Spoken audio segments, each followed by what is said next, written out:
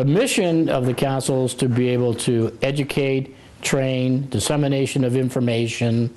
Probably the largest thing that the council does is provide a helpline service in partnership with our stakeholders, UCLA, to try to get treatment to the people that need it the most.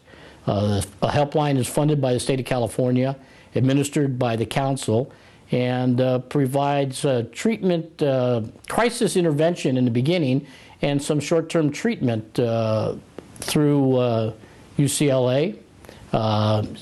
We use a company named Benzinger DuPont to field the calls, and that's been probably our biggest success. The council does training, responsible gaming training for the casinos. They also do some training, they will assist in some training for some of the clinicians. They'll put on outreach programs to some groups, some citizen groups, some school groups. The board of directors is made up of a diverse group of people, some people that are recovering compulsive gamblers, some people in the treatment field, some people in the gaming industry. So it's a pretty diverse group of people that come together with a common goal. The council has no opinion on gambling, not opposed to gambling, don't support gambling, and the real mission is to help those that are afflicted with a compulsive gambling disease and their families, to try to give them some support, someplace to go, something to do. Napa FASA down in Los Angeles, Nikos in Northern California. But the council is the first of the groups that was started, and there's a treatment program at UCLA that they run through Beth Shuva, if I'm not mistaken, and I mean, that's the first signs of being able to move into some real treatment. Mm-hmm.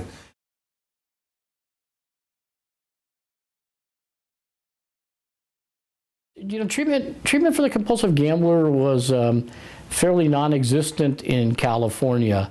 There were a few doctors and clinicians that had some specialized training in compulsive gambling, but there wasn't a real core group of people. Unlike the VA hospital at Brecksville, where there was some specialized treatment. Gamblers Anonymous was the place where most people went to get help, and then a group of people came together and actually started working towards being able to help and treat clinicians and doctors and teach them about the compulsive gamblers. The real problem that I found was that the compulsive gamblers were not often willing to give out the information about themselves, which would then in turn help the clinicians be able to come up with a treatment program. So when I first started, I would say that it was really in the Stone Ages. And I'd say now it's peaked outside of that and is growing. Probably not as a fast a rate as I'd like to see it grow, but there are some options now for some people. There's been a lot more clinicians trained. There's more outreach now. There is some inpatient help now available, which was not when I first came around.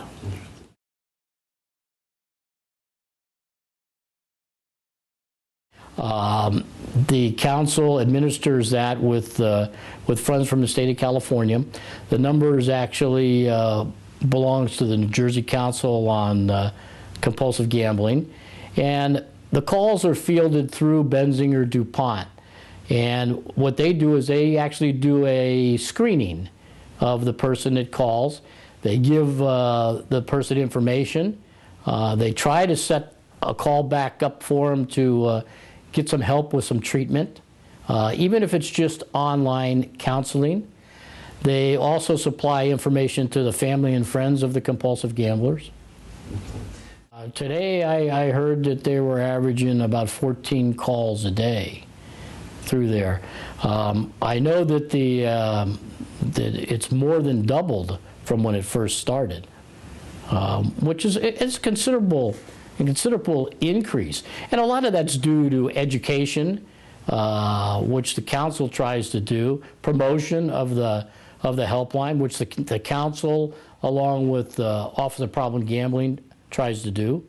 And I think that it gives people a place to be able to call when they're in need.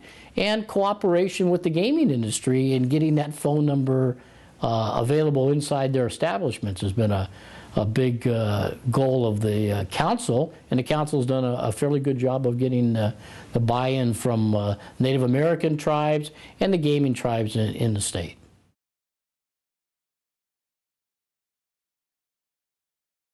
The council has a program where they certify the counselors. The program is a 40-hour program, and then it is monitored after that by licensed clinicians, and people are treated, and the treatment's followed by the clinician. And then once the training is completed, then they're certified.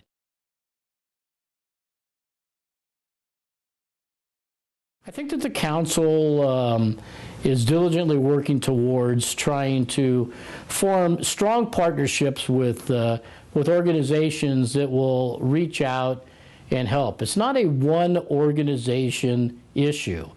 It's a multicultural issue for sure. And so the council needs the assistance of the other organizations in the state.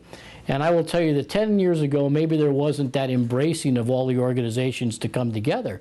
But as we sit here today in 2011, I feel that the embracing of all the organizations is much better. And I think that that can only help the council. It can only help the other organizations. It can only help OPG, Office of Problem Gambling. And it can only help the person that's afflicted with a compulsive gambling disease or their families.